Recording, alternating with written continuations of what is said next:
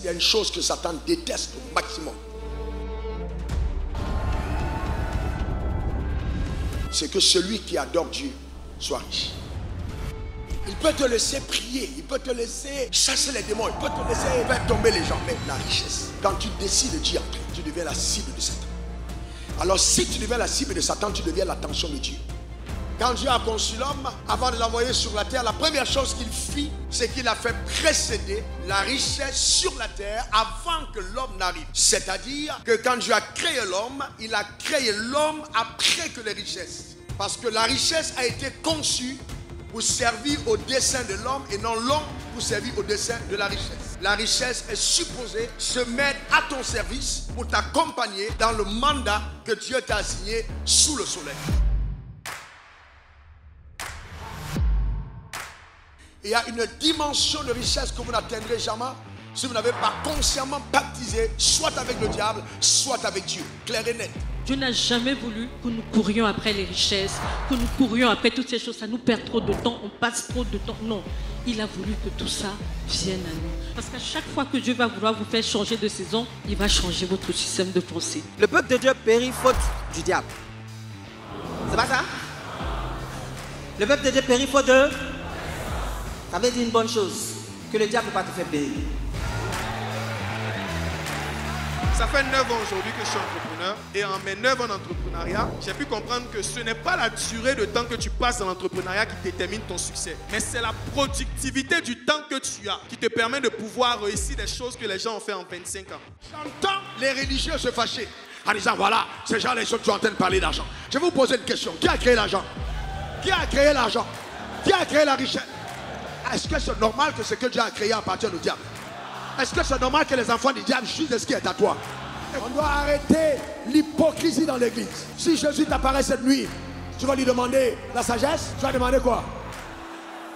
Ah oui, Salomon n'a pas demandé l'argent. Salomon n'a pas de... Le père de Salomon a été bien riche. Salomon est héritier de l'homme le plus riche du monde. À cette époque, c'était David. Tous les trésors étaient à lui. C'est lui le chef. Il va voir Dieu. Dieu lui demande ce qu'il te donne. Il va demander l'argent comment? Il en a déjà. Gloire à Dieu pour Salomon. Mais on a ici plus grand que Salomon. Ça devrait vous gêner de voir que nous sommes un continent aussi riche. Nous avons les poissons qui meurent de vieillesse dans les eaux. Nous avons 40%, je crois, 60% des terres arables disponibles encore actuellement sur la terre. Et nous sommes qualifiés de pays pauvres. Ce n'est pas normal. Et nous voyons les Noirs qui sont en quête d'un exil.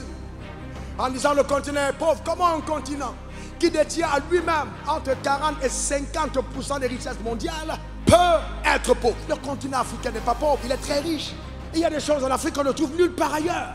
Ce continent est tellement béni que vous trouvez les poissons et meurent de vieillesse dans les eaux, alors qu'on est les plus grands importateurs de poissons congelés. C'est un paradoxe. Tes finances tombent ce soir. Tu fais quoi? Ta victoire est tombée sur tes yeux. Tu fais quoi? Une dernière fois, la clé de ta maison est tombée. Tu fais... Comment quelqu'un qui marche avec Dieu peut être pauvre? En fait, je me pose la question. Comment? Je vous dis la vérité. Je suis arrivé au point, je me demande comment on fait pour être pauvre. Je vous dis la vérité. Je me demande, est-ce que vous savez qu'il faut plus d'efforts pour d'être pauvre que d'être riche? En fait, tu fonctionnes en contre-nature. Ce n'est pas ta nature. Ton ADN ne s'accommode pas à la pauvreté. C'est pour ça que Dieu a dit, je suis le Dieu d'Abraham, d'Isaac et de Jacob. Il n'a pas mis Lazare dedans, bien qu'il aimait Lazare, parce qu'il ne colle pas son nom avec le nom des pauvres. Et les gens pensent que quand ils vont mourir, ils vont aller au ciel, alors ils vont changer. Frère, quand on va aller au ciel, tu verras Lazare. Pourquoi? Parce que tu emportes l'éclat de ta gloire terrestre, elle est la même qui se répercute quand tu es au ciel. Donc ça veut dire que tu es au ciel. Mais ne pensez pas qu'on sera dans le même quartier. Hein. Il y a les Adjamé du ciel, il y a les Yopougo du ciel. Ah non, frère. Ah non. Donc je dis, la seule raison, la raison majeure de ma vie dans toi, c'est pour que tu sois dans l'abondance. L'abondance devient la preuve irréfutable que Jésus est présent dans ta vie. Il est temps pour ceux qui craignent Dieu de retrouver leur place sur le cheval de leur destinée et de régner dans la société. À la fin de ce sommet mondial, la faveur de Dieu t'accompagnera. La faveur de Dieu te précédera dans tous les domaines. Et tout ce que tu mettras en marche va porter des fruits.